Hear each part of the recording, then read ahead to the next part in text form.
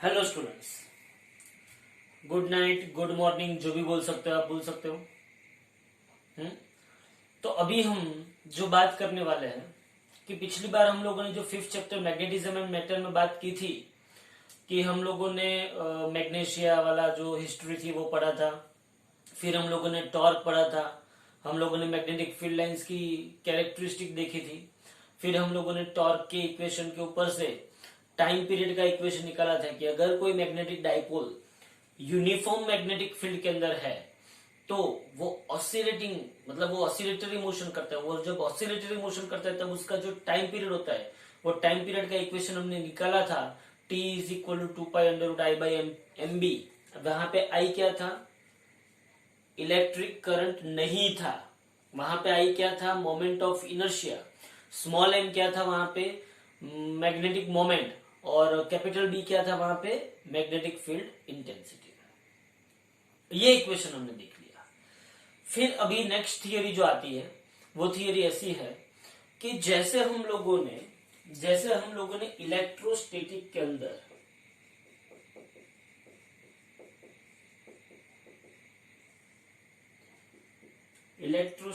अंदर potential energy of a dipole, electric dipole in uniform electric field, uniform electric field हमने देखी थी U is equal to minus P dot E. जैसे हमने potential energy of electric dipole in uniform electric field हमने देखी थी U is equal to minus P dot E, वैसे magnetism के अंदर भी हम potential energy of magnetic dipole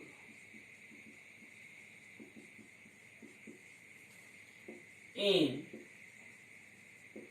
uniform magnetic field देखेंगे। U इज इक्वल, तो आप लोगों को पता है कि इलेक्ट्रिक डाइपोल मोमेंट को यहाँ पे मैग्नेटिज्म में कौन रिप्लेस कर रहा है?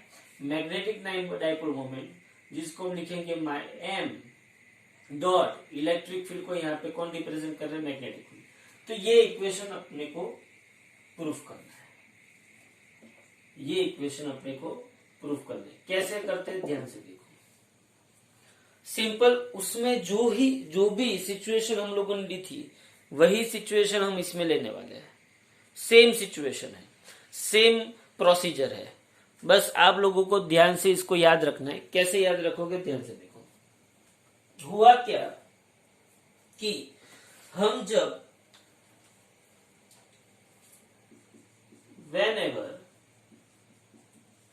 हम जब कोई भी मैग्नेटिक डाइपोल को यूनिफॉर्म मैग्नेटिक फील्ड के अंदर रखते हैं तब उसके ऊपर टॉर्क लगता है। टॉर्क का इक्वेशन क्या है? Torque is equal to M cross B. अब ये जो टॉर्क लगता है, ये टॉर्क क्या करता है? उस डाइपोल को मैग्नेटिक फील्ड की डायरेक्शन में अलाइन करने की कोशिश करता है। Whenever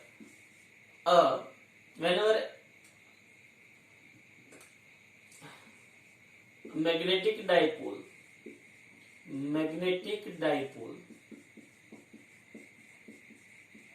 placed in a uniform magnetic field, it experiences torque, जिसका इक्वेशन हम दे सकते हैं torque is equal to M cross B. So torque is equal to M B sine theta. Okay, this torque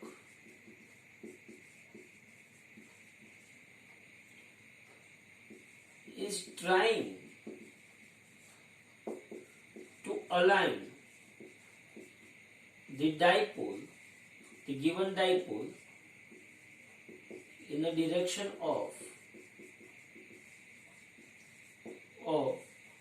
magnetic field। तो ये torque क्या करता है, ये टॉर्क क्या करता है, डाइपोल को मैग्नेटिक फील्ड की डायरेक्शन में अलाइन करने की ट्राई करता है। अब यहां पे बात आती है पोटेंशियल एनर्जी की। किसकी बात आती है, तो हम लिखेंगे potential energy of a dipole.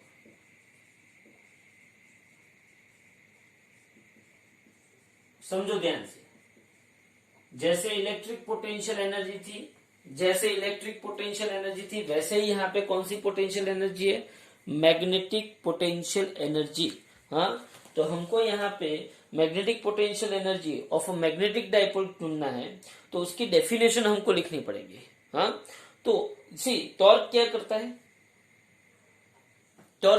Dipole को मैग्नेटिक फील्ड के डायरेक्शन में अलाइन करने की कोशिश करता है। हाँ, तो ये जो टॉर्क की जो एक्शन है, मतलब टॉर्क ने जो काम किया है, उसके ऑपोजिट काम करने के लिए जो वर्क लगता है, उसको क्या बोलते हैं, potential energy of dipole. Okay, तो यहां पे आपको जो पोटेंशियल एनर्जी की डेफिनेशन है, तो यहां पे आपको लिखना पड़ेगा वर्क डन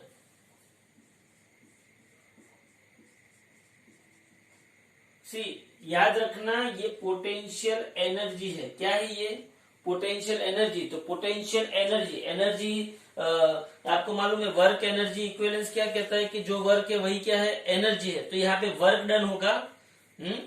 तो वर्क डन किसके लिए, तो वर्क डन हमें करना है टू रोटेट, या तो ऐसा लिखो, work done against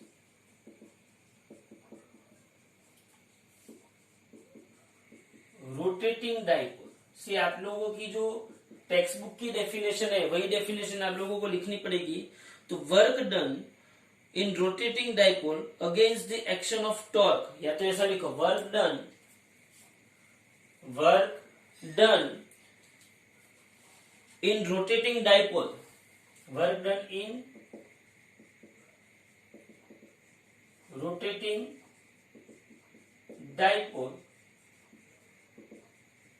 against the action of torque, is considered as potential energy of the dipole. Work done in rotating dipole against the action of torque is considered as potential energy of a dipole। देखो यहाँ statement आपको थोड़ा सा tough लगेगा, लेकिन इसका derivation बहुत easy है। आपको सिंपल सी बात करनी है। देखो, पहले तो मुझे ये बताओ कि वर्क इज इक्वल टू क्या होता है। Work is equal to force multiplied by displacement. किसके अंदर, लीनियर मोशन होती है तो, for linear motion, for rotational motion बोलो वर्क क्या होगा, फोर्स की जगह पे क्या आ जाएगा, टॉर्क आ जाएगा, और यहाँ पे एंगुलर डिस्प्लेसमेंट आ जाएगा। क्या आ जाएगा यहाँ पे, एंगुलर डिस्प्लेसमेंट। तो यहाँ पे suppose angular displacement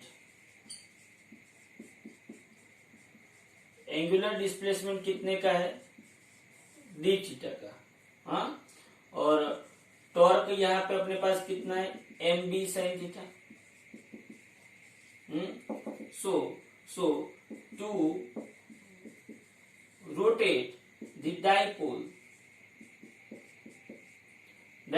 bye D theta, the work done कितना होगा,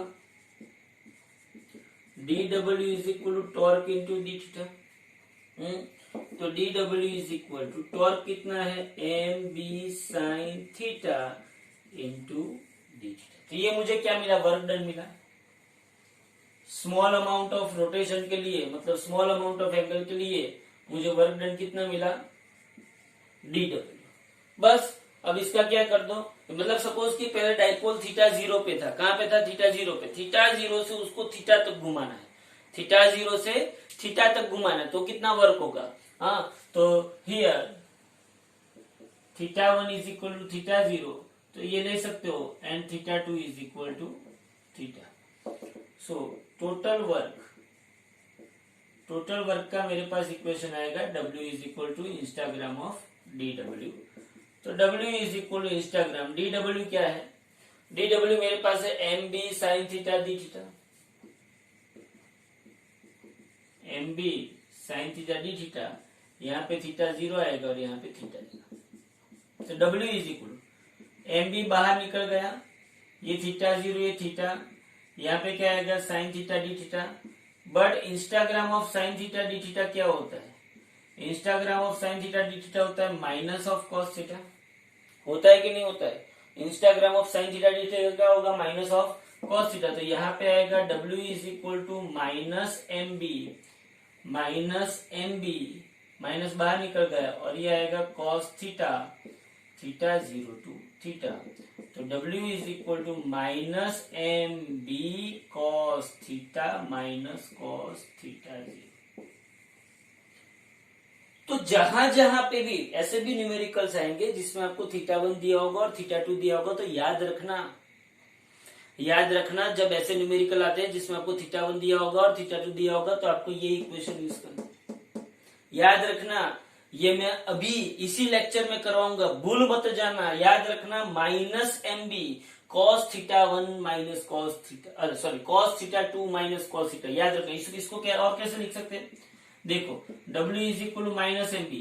अगर मैं ये थीटा 0 नहीं रखता हूं, तो थीटा 0 की जगह पे क्या आएगा, थीटा 1, एंड थीटा 2 की जगह पे क्या आएगा, थीटा, मतलब कि cos theta 2 minus cos theta 1। आपको कई जगह पे ऐसा लिखा हुआ मिलेगा कि माइनस अंदर मल्टीप्लाई कर दिया है, तो cos theta 1 minus cos theta 2। तो वहां पे कंफ्यूज मत होना, कोई एक पैटर्न लेना। अगर आप माइनस अंदर मल्टीप्लाई कर देते हो तो भी कोई प्रॉब्लम नहीं है, लेकिन कोई एक पैटर्न लेना, बस यही मैं बोलना चाहता हूं। ओके, तो ये हो गया वर्क का इक्वेशन। अब हम पोटेंशियल एनर्जी को कोई एक जगह पे फॉर आवर कन्वीनियंस हम पोटेंशियल एनर्जी को क्या ले सकते हैं, 0 ले सकते हैं। क्या ले सकते हैं, 0 ले सकते हैं। तो हम यहां पे let theta 0 be 90। For convenience, we can take potential energy 0 as a reference. Theta 0 90 लिया, और थीटा मैंने मतलब कि थीटा 1 मैंने क्या लिया, 90 लिया, और थीटा 2 मैंने क्या लिया, थीटा लिया। ओके, तो ये इक्वेशन क्या होगा, बोलो। तो ये इक्वेशन क्या होगा, तो मेरे पास ये इक्वेशन होगा W is equal to minus MB cos, W is equal to minus MB cos theta 2। Theta 2 मेरे पास कितना है, थीटा, और थीटा 1 मेरे पास कितना है, 90।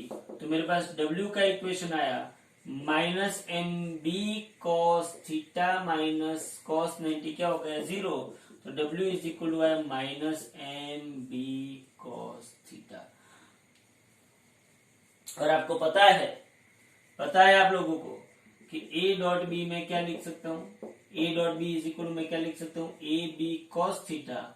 तो मैं MB कॉस थीटा को क्या लिख सकता हूं, माइनस M डॉट बी, और उसी को मैं इसकी पोटेंशियल एनर्जी बोलता हूँ। U इज, रियलिटी में पोटेंशियल एनर्जी क्या होता है पता है, ये work is equal to change in potential है, minus of change in potential energy होता है। लेकिन यहाँ पे हम लोगों ने इसको potential energy U is equal क्या बोल दिया, माइनस, याद रखना ये वाला, अरे यार पोटेंशियल एनर्जी, हाँ, तो माइनस M डॉट बी। इसके दो केस है, ये MB cos थीटा है ना।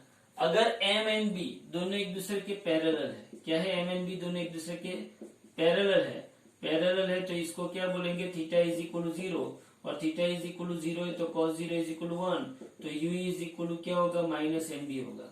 और अगर दोनों एक दूसरे के परपेंडिकुलर है, तीन केस बनाएंगे हम इसके, अगर दोनों एक दूसरे के क्या है, परपेंडिकुलर है, परपेंडिकुलर, तो थीटा क्या होगा 90, तो cos 90 क्या होगा 0, तो u इज इक्वल टू क्या हो जाएगा 0।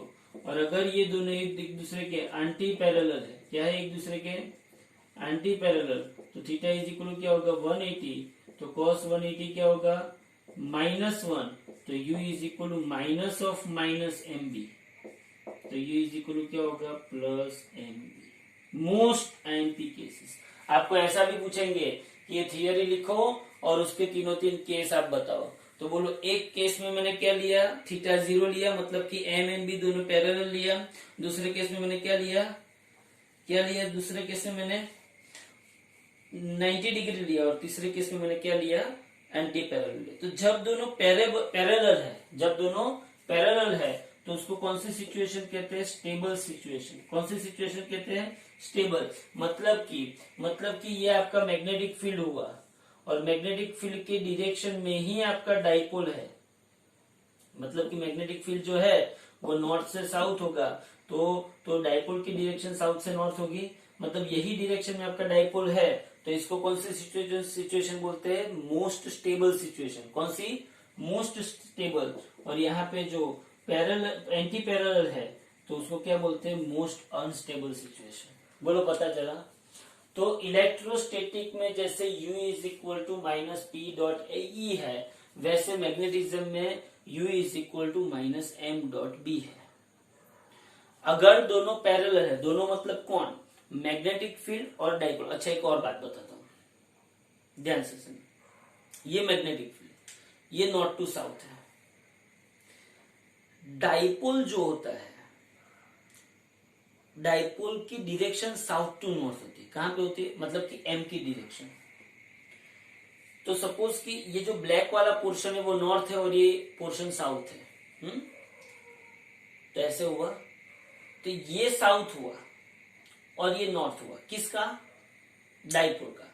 और मैग्नेटिक फील्ड यहां से आगे, मतलब नॉर्थ टू साउथ के, ऐसे। समझ में आ रहा है।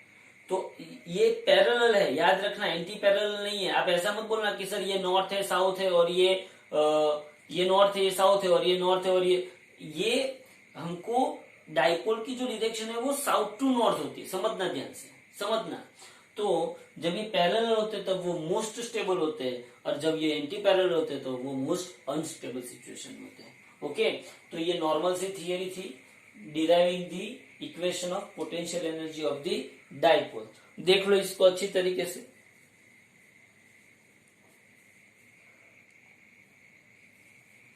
देख लिया, यही हम लोगों ने इलेक्ट्रोस्टैटिक में किया था, अगर आपको याद हो तो। कोई दिक्कत वाली बात नहीं है। ओके, अच्छा अब यहां पे देखो, अब मैं आप लोगों को थोड़े बहुत न्यूमेरिकल करवाता हूं, ध्यान से देखना। जैसे कि एक्सरसाइज के जो न्यूमेरिकल है, एक्सरसाइज के जो न्यूमेरिकल है, ध्यान से देखना, यहाँ पे बहुत ही इजी न्यूमेरिकल है। बोलो आप लोगों के पास टॉर्क का इक्वेशन क्या है, एम बी साइन थीटा। आप लोगों के पास पोटेंशियल एनर्जी का इक्वेशन क्या है, minus M B cos theta. आप लोगों के पास टाइम पीरियड का इक्वेशन क्या है, T is equal to 2 pi under root I by M B, है कि नहीं है सब इक्वेशन। अच्छा भाई, आप लोगों के पास मैग्नेटिक मोमेंट का इक्वेशन क्या है, कैपिटल एन आई ए मनिया, है कि नहीं है। चलो यहाँ पे पहले एक बात करता हूँ, मैं इक्वेशन लिख भी देता हूँ। बोलो मैग्नेटिक मोमेंट का इक्वेशन,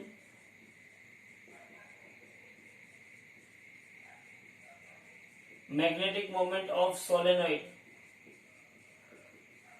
बोलो m is equal to N I A, है कि नहीं है। अच्छा भाई, magnetic field on axis of bar magnet, axis of bar magnet, axis पे मैग्नेटिक फील्ड का इक्वेशन क्या था, म्यू 0/4 पाई क्या था 2m/r³।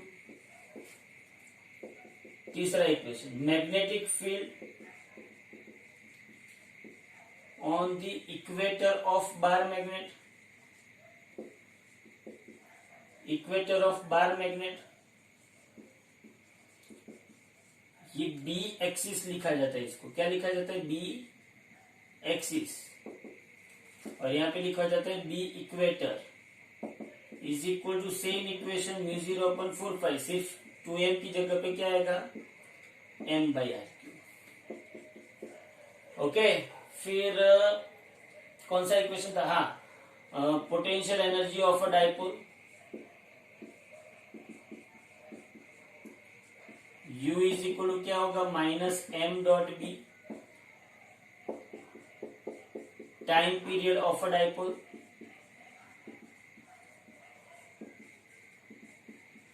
अगर टाइम पीरियड डायरेक्टली याद ना रहे तो आप लोगों को क्या याद रखना है, एंगुलर वेलोसिटी। एंगुलर वेलोसिटी का याद करो, इक्वेशन क्या था, ओमेगा इज इक्वल टू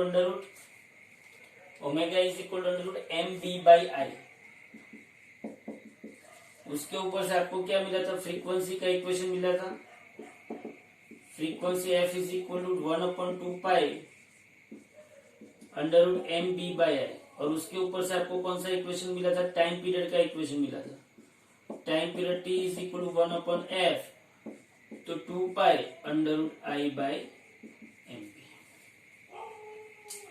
चलो, टॉर्क का इक्वेशन तो क्या था, torque is equal to mb sin theta. चलिए थोड़े थोड़े इक्वेशन याद रख दो। अब इसके ऊपर से हम एक्सरसाइज के कुछ न्यूमेरिकल गिनेंगे, बहुत ही इजी चैप्टर, जैसे हमने 4th कंप्लीट किया वैसे ही 5th कहाँ कंप्लीट हो जाएगा पता नहीं चलेगा, बहुत ही इजी चैप्टर है, ध्यान से देखो। बाद में मैं मैग्नेटिक फ्लक्स, अर्थ का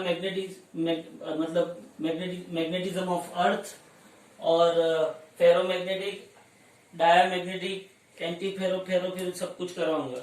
चलो यहाँ पे देखो, पहले एक्सरसाइज का 3rd नंबर का क्वेश्चन, ये रहा आपकी स्क्रीन पे। एक्सरसाइज का 3rd नंबर का क्वेश्चन ये रहा आपकी स्क्रीन पे, देखो, short bar magnet place with its axis at 30 degree with a uniform external magnetic field of 0.25 Tesla. चलो, मैग्नेटिक फील्ड है 0.25 टेस्ला,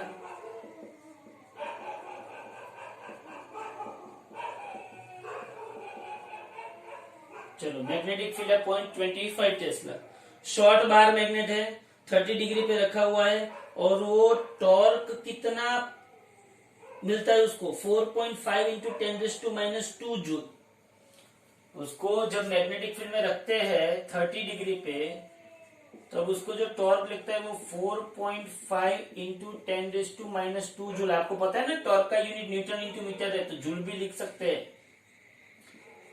और कितने एंगल पे रखा हुआ है, theta is equal to 30 degree पे। कितने एंगल पे रखा हुआ है, theta is equal to 30 degree पे। तो आपको ऐसा पूछा, what is the magnitude of magnetic moment of the magnet. तो आपको क्या पूछा है, मैग्नेटिक मोमेंट। आप सब समझदार हो,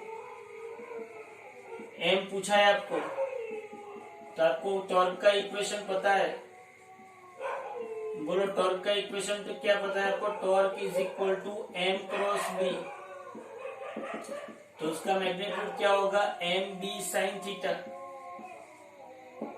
तो m इज इक्वल टू क्या होगा, टॉर्क अपन b sin थीटा होगा। m इज इक्वल टू क्या होगा, टॉर्क अपन b sin थीटा। तो m इज इक्वल टू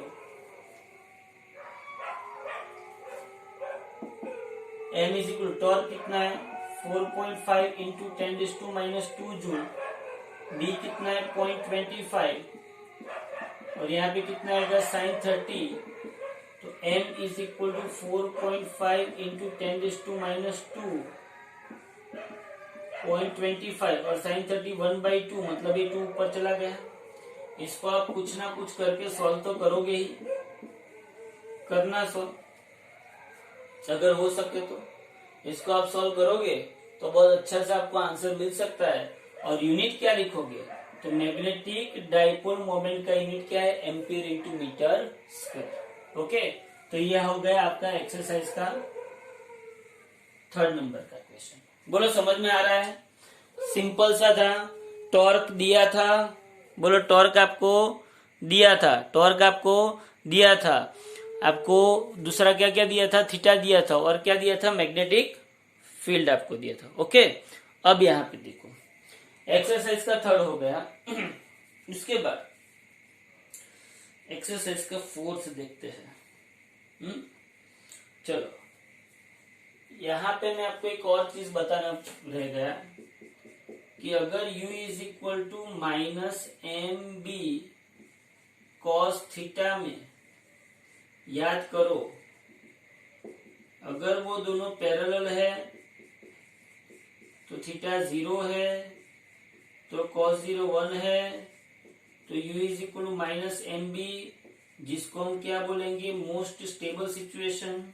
अगर ये दोनों एंटी पैरेलल है तो थीटा क्या होगा, 180, थीटा 180 होगा तो कॉस 180 क्या होगा, -1, तो u इज इक्वल टू क्या होगा, प्लस एम बी, तो मोस्ट अनस्टेबल। उसके बेस पे अभी एक सम है तो उसको हम बोलेंगे एक्सरसाइज का 4th नंबर का सम। चलो ध्यान से देखो, एक्सरसाइज के 4th नंबर के सम में क्या है, a short bar magnet of magnetic moment 0.32 joule पर टेस्ला। ओ वाह, magnetic moment of a bar magnet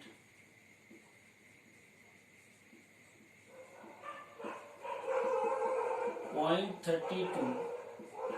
मैंने वाह क्यों बोला, मैंने वाह इसलिए बोला कि ये यूनिट आपको पहले कभी पता चला नहीं है, लेकिन चला अभी अभी थोड़ा सा चला कि आपको पता चला कि पोटेंशियल एनर्जी का इक्वेशन क्या है, U is equal to minus M B.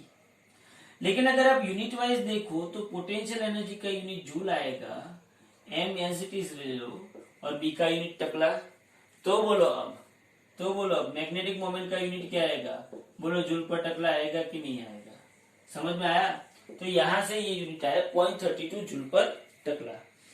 हाँ? और मैग्नेटिक फील्ड दिया है 0.15 टकला, तो मैग्नेटिक फील्ड क्या दिया हुआ है, B इज इक्वल टू 0.15 टकला। ओके, अब उसने ऐसा बोला कि if the bar is free to rotate in a plane of the field which orientation would correspond to its stable and unstable equilibrium। चलो बोलो, स्टेबल एंड अनस्टेबल, बोलो theta is equal to 0 के लिए क्या होगा, स्टेबल, और theta is equal to 180 के लिए क्या होगा, अनस्टेबल। तो बोलो मुझे क्या करना चाहिए, मुझे करना चाहिए कि for stable equilibrium, for stable equilibrium M is parallel to B, that is theta is equal to 0, that is cos 0 is equal to 1, so potential energy मेरी होगी U is equal to minus MB। Okay, तो potential energy U is equal to minus M है मेरे पास 0.32 और B है 0.15, तो potential energy मुझे something joule मिलेगी, स्टेबल इक्विलिब्रियम। ओके, और for unstable equilibrium, for unstable equilibrium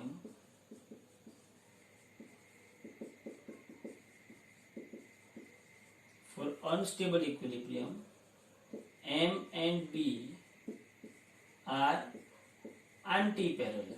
कैसे M and B are anti-parallel? anti-parallel मतलब थीटा इज इक्वल टू 180, तो cos 180 क्या हुआ, -1, तो potential energy U is equal to क्या होगा, MB। हाँ, तो एक में क्या आएगा -MB और एक में क्या आएगा +MB, तो बस यहाँ पे रख दो, U is equal to 0.32 into 0.15, तो U is equal to something joule. तो ये क्या हो गया? Stable equilibrium. बोलो, पता चला? एकदम सिंपल सा। अब उसने ऐसा पूछा है, व्हाट इज द, अच्छा, potential energy of the magnet in each case. Okay fine, हो गया। अब एक्सरसाइज का 5th नंबर, ये पता चला ना, सिंपल है। देखो यही इक्वेशन बार बार यूज हो रहे, कोई टेंशन लेने वाली बात नहीं है। चल एक्सरसाइज का 5th देखो, क्या है एक्सरसाइज का 5th, ध्यान से पढ़ो। A closely wound solenoid, a closely wound solenoid of 800 turns. तो नंबर ऑफ टन्स कितना है? नंबर ऑफ टन्स 800 है, और क्रॉस सेक्शन एरिया है 2.4 इंटू 10⁻⁴ मीटर स्क्वायर। तो number of turns n is equal 800 है, और क्रॉस सेक्शन एरिया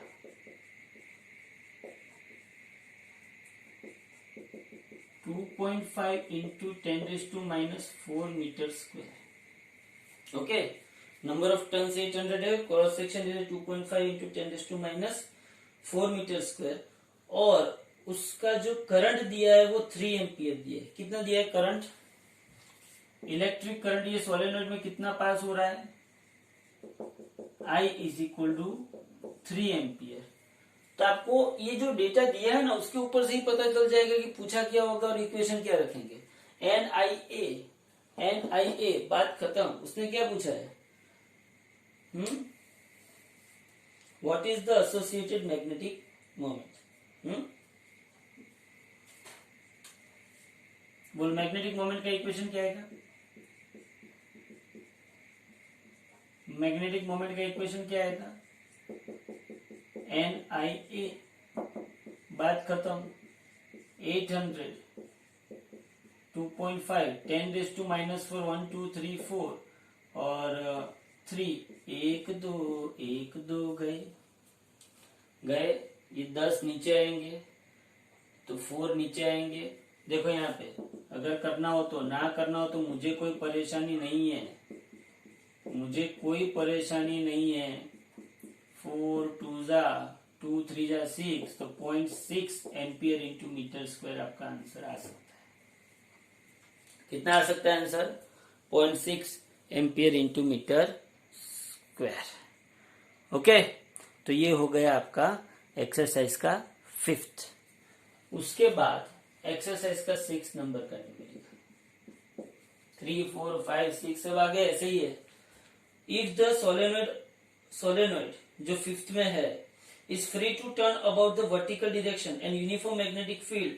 चलो यहाँ पे मैग्नेटिक फील्ड दिए 0.25 टकला। यहाँ पे मैग्नेटिक फील्ड दिए, मैग्नेटिक फील्ड दिए 0.25, और यही सोलेनॉइड यहाँ पे रखा हुआ है। इस सोलेनॉइड का बार मैग्नेट समझ दो, ऐसे ऐसे फ्री टू मूव है, मतलब वो इजीली मूव कर सकता है। तो मुझे इस सोलेनॉइड को मुझे as a bar magnet accept करने में कोई परेशानी होगी नहीं, क्योंकि सोलेनॉइड जो होता है, क्या होता है सोलेनॉइड, वो सोलेनॉइड रियलिटी में देखने जाओ तो बार मैग्नेट आप रखो, और उसका नॉर्थ है साउथ है, नॉर्थ से साउथ सब मैग्नेटिक फील्ड लाइंस जा रही है, तो बार मैग्नेट को हटा दो और सोलेनॉइड वहां पे रख दो, तो वहां पे भी ऐसा ही होगा, नॉर्थ से साउथ मैग्नेटिक फील्ड लाइन जाएगी। क्यों? क्योंकि उसके अंदर करंट बहता है, इसलिए। तो हम सोलेनॉइड को बार मैग्नेट से रिप्लेस कर सकते हैं, या तो बार मैग्नेट को हम सोलेनॉइड से रिप्लेस कर सकते हैं। ओके, तो यहाँ पे इस सपोज की ये बार मैग्नेट है, तो उसकी मैग्नेटिक मोमेंट क्या होगी? सीधी सी बात यही होगी, 0.6 एम्पियर इंटू मीटर स्क्वायर। तो उसने क्या पूछा है? हाँ, what is the torque on the solenoid when it axis makes an angle of 30 degree with the direction of applied field. तो magnetic dipole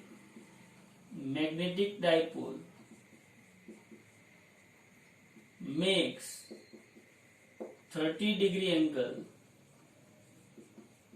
with the magnetic field. तो आपको क्या पूछा है? टॉर्क। तो टॉर्क का इक्वेशन क्या है? Torque is equal to M B sine theta. तो टॉर्क इज इक्वल एम कितना है 0.6, बी कितना है 0.25 और ये क्या होगा साइन 30। बोलो आप आंसर ला सकते हो कि नहीं ला सकते हो। साइन 30 क्या हो गया 1/2। तो ये हो गए आपके इक्वेशन नंबर 3, अरे एक्सरसाइज के 3, 4, 5, 6। कितने हुए एक्सरसाइज के 3, 4, 5 एंड 6। बोलो पता चला कि नहीं चला। सिंपल से न्यूमेरिकल है, कोई दिक्कत वाली बात नहीं है। ओके, यही इक्वेशन सब यूज होते हैं। तो ये हो गए 3, 4, 5, 6। अभी हम करेंगे 7, 8, 9। अभी हम 3 और करेंगे 7, 8 और 9। देखो यहाँ पे तो एक्सरसाइज का 7 आपको क्या कहता है,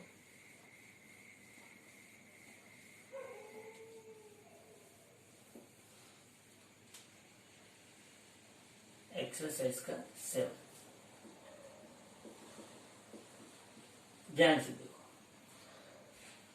बार magnet of magnetic moment 1.5 joule पर टकला lies aligned with the direction of uniform magnetic field 0.22 टकला।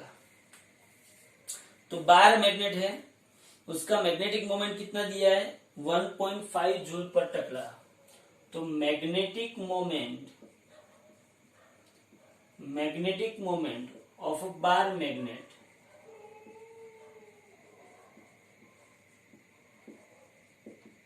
वन 1.5 जूल पर टकला और मैग्नेटिक फील्ड आपको दिया है,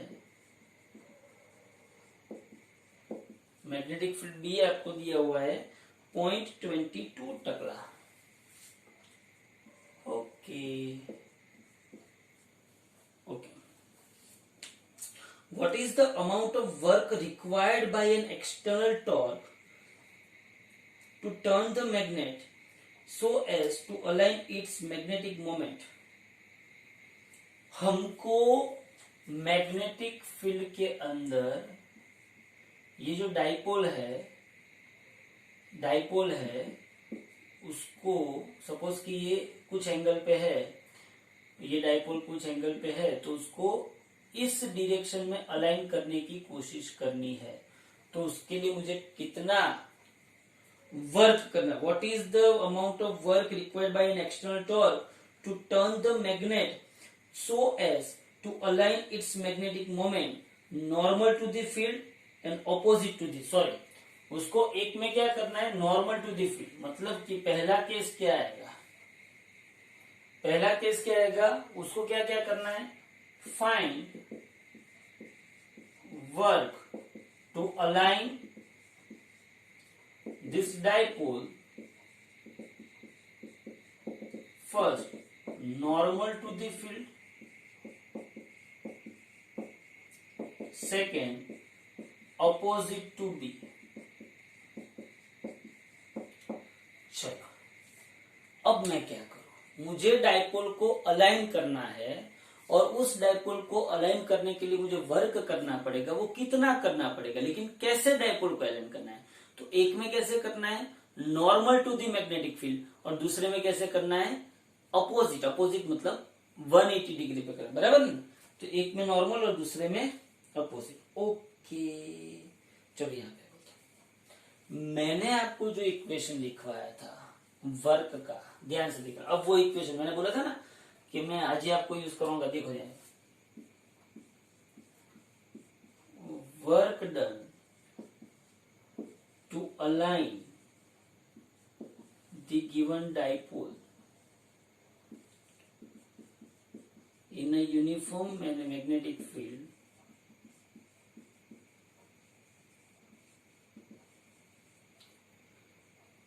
वर्क का इक्वेशन है -mb cos theta 2 minus cos theta 1।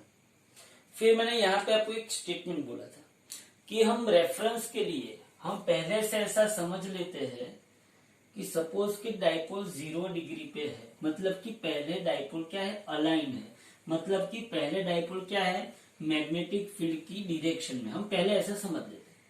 तो consider initial position of dipole in the direction of magnetic field. consider initial position of dipole in the direction of magnetic field. Considering the initial position of dipole in the direction of magnetic field, that is theta 1 is equal to 0. Theta 1 मुझे क्या लेना है? 0. हाँ, तो पहला case normal to B के लिए क्या करेंगे?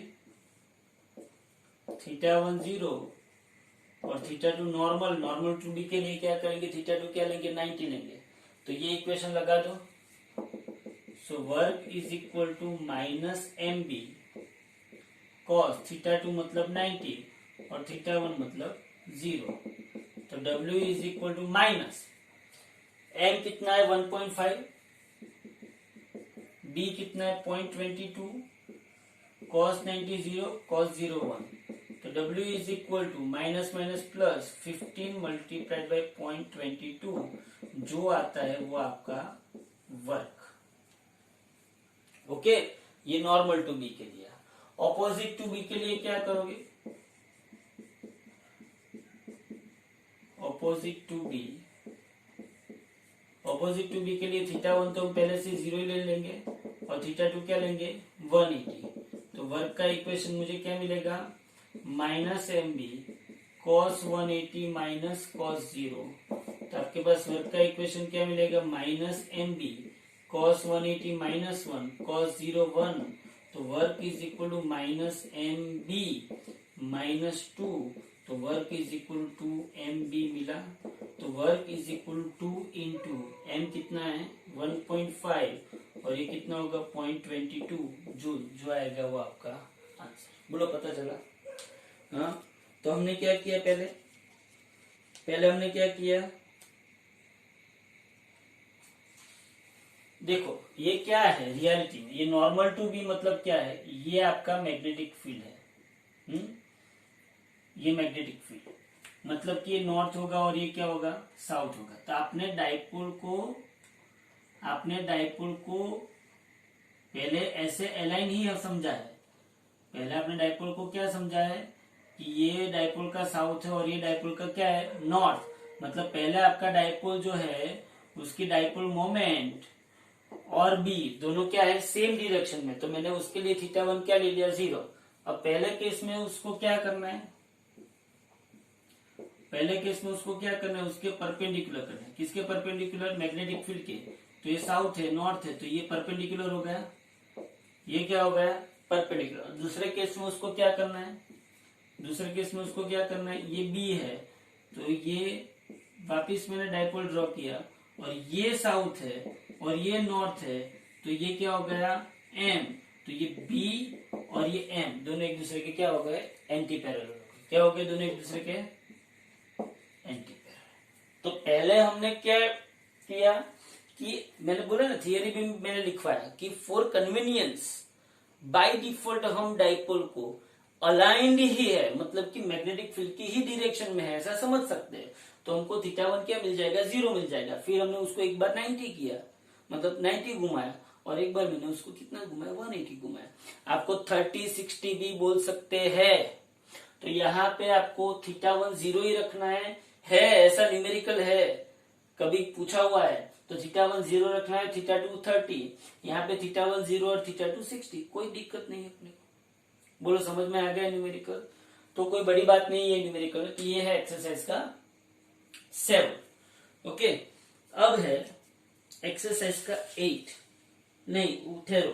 What is the torque on the magnet in cases 1 and 2? तो टॉर्क पूछा है. तो फर्स्ट केस के अंदर टॉर्क कितना लगेगा? Torque is equal to M B sine theta होगा. सेकंड केस के अंदर भी मुझे क्या पूछा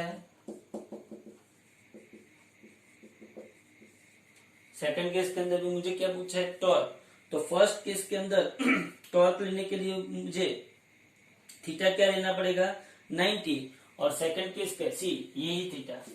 तो फर्स्ट केस के लिए टॉर्क लेने के लिए मुझे थीटा क्या लेना पड़ेगा 90, तो ये साइन 90, तो साइन 90 क्या होगा 1, तो टॉर्क इज इक्वल क्या आएगा mb इन फर्स्ट केस। और सेकंड केस के लिए मुझे टॉर्क क्या लेना पड़ेगा 180, तो साइन 180 क्या आता है 0, तो सेकंड केस के अंदर टॉर्क क्या होगा 0। ओके, तो ये एक्सरसाइज का 7। शायद कभी भी ऐसा क्वेश्चन आ जाए तो घबराने का नहीं, सिंपल सा क्वेश्चन था, कोई बड़ी बात नहीं थी।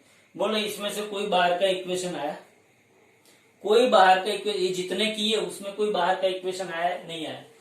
हाँ, तो ये देख लो एक्सरसाइज का 7। वैसे ही एक्सरसाइज का 8 और 9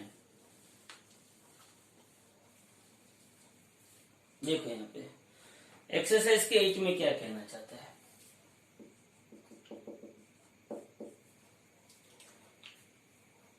A closely wound solenoid of 2000 tons, बोलो एक तो पहले क्या लिया हुआ है सोलेनोइड, उसमें नंबर ऑफ टन्स कितने हैं, वाह 2000 टन्स है। फिर क्या बोला है उसने, क्रॉस सेक्शन है 1.6 इंटू 10⁻⁻⁴ मीटर स्क्वायर, तो cross section area 1.3 into 1.6 into 10⁻⁴ metre square. Okay, current दिया है 4 एम्पियर, करंट इलेक्ट्रिक करंट कितना दिया है आपको, सोलेनोइड है इसलिए यहाँ पे करंट देना पड़ेगा, इलेक्ट्रिक करंट आपको दिया है 4 ampere. Suspended to free move, what is the magnetic moment associated with the solenoid. पहला question, magnetic moment associated with the solenoid। चलो मैग्नेटिक मोमेंट m इज इक्वल टू मनिया n I, और ये 1.6 डिवाइडेड बाय 1 2 3 4, गणपति नो जय जयकार। चलो यहाँ पे देखो 2 into 4 into 1.6 divided by 10,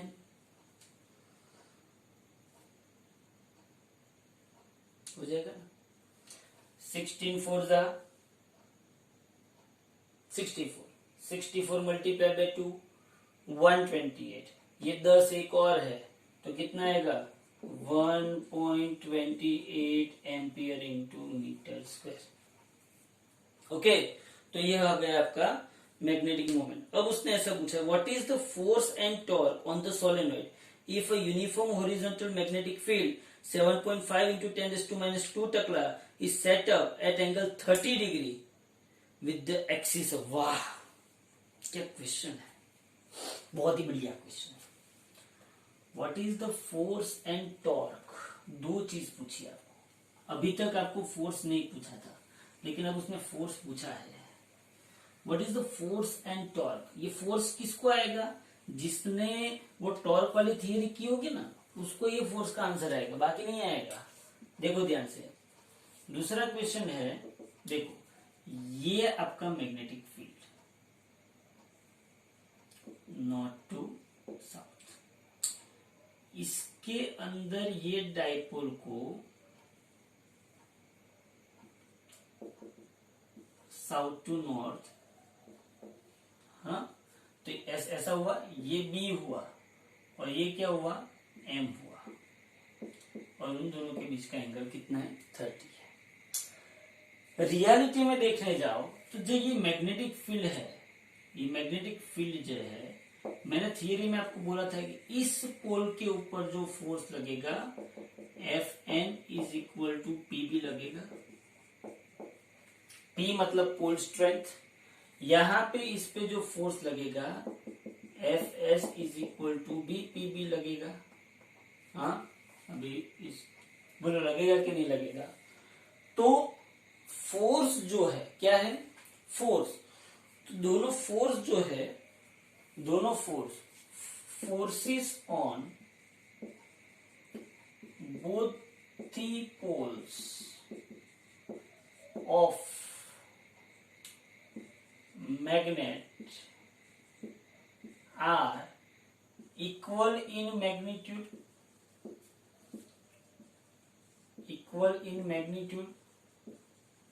and opposite in direction.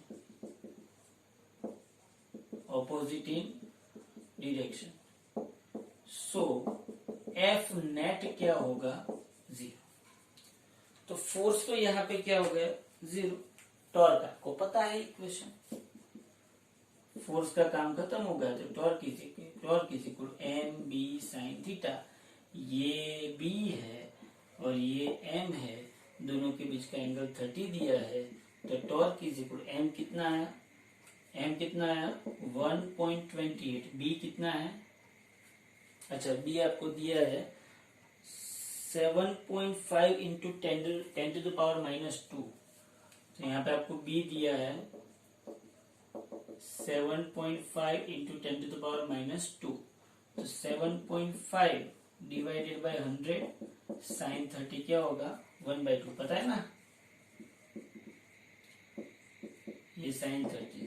तो torque is equal 1.28 into 7.5 divided by 100 1/2.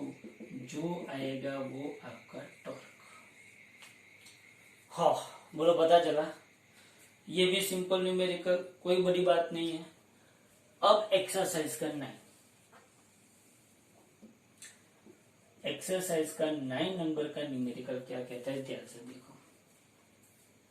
मैं तुम लोगों को एक बात बता दूं, जितना आप day to day regular work करोगे, जितना डे टू डे जितना चला उतना लिखोगे, एक बार 2 बार और उसको लर्न करोगे, तभी आप 12th में जीत पाओगे. वरना याद रखना, 12th ऐसा नहीं है कि लास्ट 10th के जैसा नहीं है कि आपने लास्ट टाइम पे प्रिपरेशन की 2 महीने और हो गया 70-80% आ गए, खो जाओगे. तो जितने लोग अभी भी आलस में जी रहे हैं, जितने कंफर्ट जोन में जी रहे हैं, तो प्लीज मेहरबानी करके डे टू डे का वर्क करना सीख लो.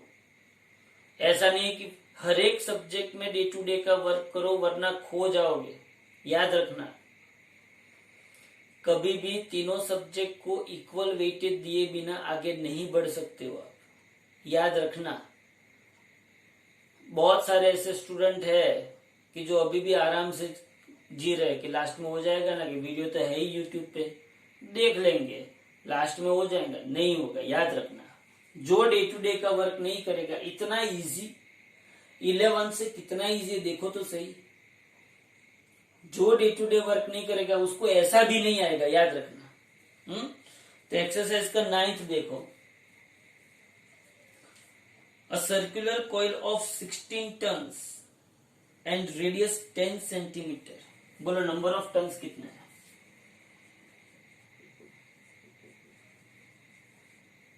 60. रेडियस कितनी है? रेडियस कितनी है? 10 सेंटीमीटर. और करंट कितना है? 0.75 एम्पियर. रेडियस 10 सेंटीमीटर मतलब कि 0.1 मीटर, और करंट कितना है? 0.75 ampere. Okay. Rest with its plane normal to the external magnetic field 5 into 10⁻² tesla. बोलो मैग्नेटिक फील्ड कितने का दिया है? 5 इंटू 10⁻² टकला. ओके. अब उसने क्या पूछा है? When the coil is turned slightly and release, it oscillates with the stable equilibrium with frequency 2 per second. Frequency उसने दी है,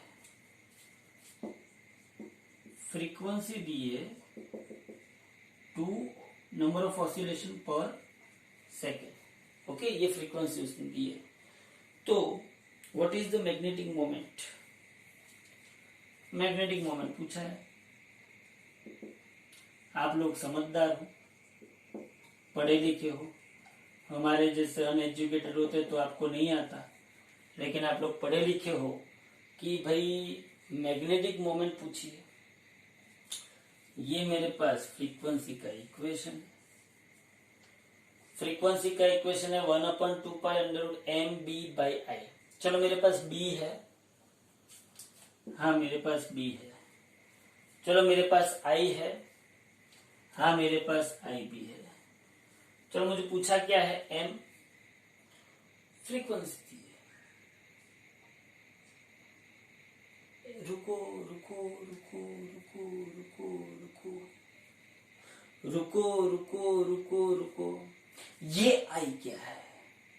गौर से देखिए इसे, ये आई क्या है? ये इलेक्ट्रिक करंट है। और ये आई क्या है? पता चला गलती कहां पे होती है? पता चला, ये आई इलेक्ट्रिक करंट है और ये आई क्या है? मोमेंट ऑफ इनर्शिया है। तो आपको तुरंत ही क्वेश्चन हो जाना चाहिए कि भाई ये इक्वेशन में ना तो नंबर ऑफ टर्न्स पता है, ना तो नंबर ऑफ टर्न्स की जरूरत है, ना तो रेडियस की जरूरत है, फिर भी यहाँ पे नंबर ऑफ टर्न्स दिया है, रेडियस दिया है और करंट दिया है। क्यों? क्यों? ये आपको पता चलना चाहिए। समझो ध्यान से, ये मेरे पास f का इक्वेशन है, f का इक्वेशन है 1/2π√mb/i डैश। मैं यहाँ पे i डैश लिखता हूं, मोमेंट ऑफ इनर्शिया। मुझे f पता है, मुझे 2π पता है, मुझे b पता है, लेकिन मुझे i डैश नहीं पता। i डैश के लिए मुझे मेरे पास n है, r है और करंट है। अभी आपको दिमाग लगाना है कि क्या करेंगे। ओके, इतना तो दिमाग लगाओ, हाँ, क्योंकि ये सब एमसीक्यू वाले हैं। और याद रखना, एनसीईआरटी के जो छोटे छोटे न्यूमेरिकल्स है ना, वो सब एमसीक्यू में पूछे जाते हैं, याद रखना। तो इसको छोड़ना नहीं। तो हम लोगों ने आज किए 3, 4, 5, 6, 7, 8, 9, 7 न्यूमेरिकल्स और एक थियरी हम लोगों ने आज कंप्लीट की है। तो इतना आप लोगों का वर्क कंप्लीट हो जाना चाहिए। Okay, thank you very much. ये न्यूमेरिकल आपको खुद से करना है, देख लो एक बार और ध्यान से सोच लो उसको। ओके।